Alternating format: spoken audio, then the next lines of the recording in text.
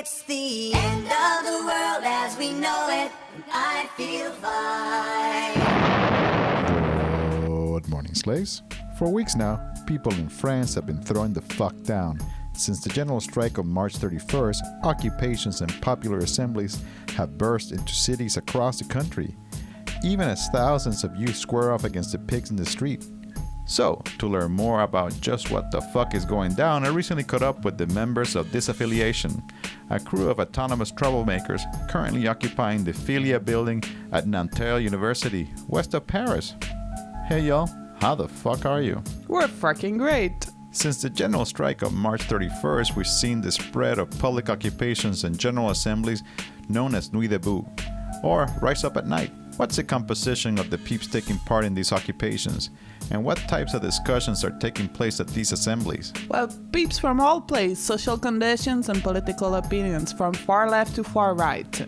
The dynamics behind is very anti-capitalist, but not essentially anti-authoritarian, mix of Marxists and libertarians. There's discussion about everything, but there's very little idea of developing autonomy. It's mostly about how to reform the state and our society in general to fix all our problems. Still, there's interesting connection being built with squatters community and other militant collectives in general to organize daily lives on the camp, discussion, popular kitchens, etc. Many peeps have pointed to the Nuit debout as France's version of the Spanish Indignados, or North American Occupy movements. Both of these earlier movements were hampered by the widespread pacifism of many of the participants. That said, the occupations in France grew out of the pre-existing movement that has and continues to regularly engage in direct action and militant street tactics. How has this affected the dynamics of the occupations and assemblies themselves?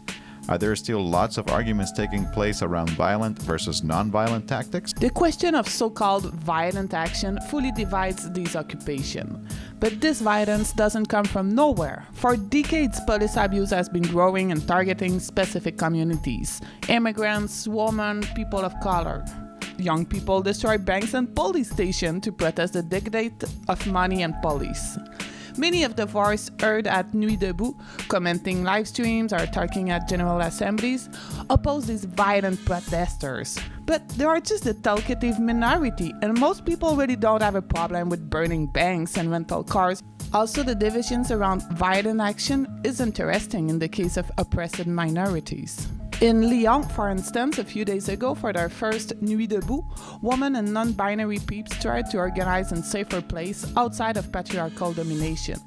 But they faced a shitstorm of angry men, but not only, who felt like they were trying to divide the movement and create new top-down system, when they were just trying to organize against a system of domination that we still find in anti-capitalist movement. French youth have played a strong role in the current movement, with tens of thousands of high school students taking part. What is driving teenagers in France to take to the streets in such numbers, and how has their participation affected the tone and the orientation of the broader movement? It's a very French thing for young people to be mobilized in social struggles.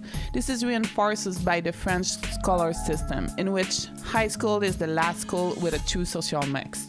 High schoolers are usually more aware of the misery, chaos, and repression happening in France than the average French workers.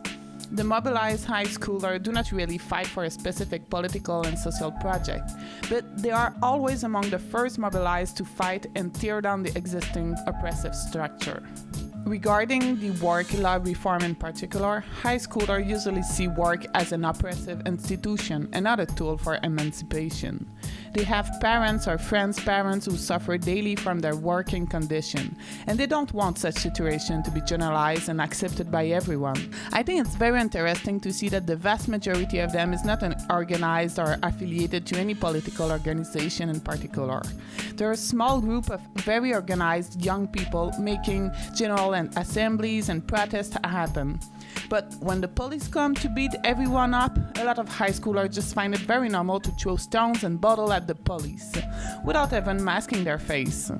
It's a very dangerous practice for them, but it reveals something deeper in French society. Violence from the police is so deeply entrenched in our daily lives that fighting the cops doesn't require any preparation or extraordinary circumstances. They just do it.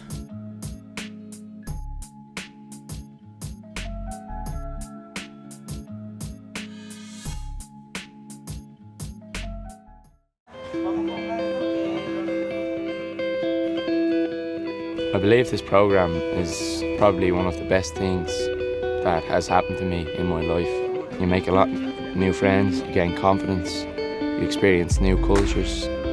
Le mie aspettative e le mie speranze erano di conoscere nuove persone e migliorare il mio inglese, che già conoscevo, ma migliorarlo e farlo diventare sempre meglio. Elegí este programa porque me propuse intentar estar fuera de mi casa sin mi familia durante un periodo de tiempo. Somos 5 culturas diferentes, 5 idiomas diferentes, pero no es que sea un aspecto negativo, en realidad es algo positivo porque es una oportunidad para aprender.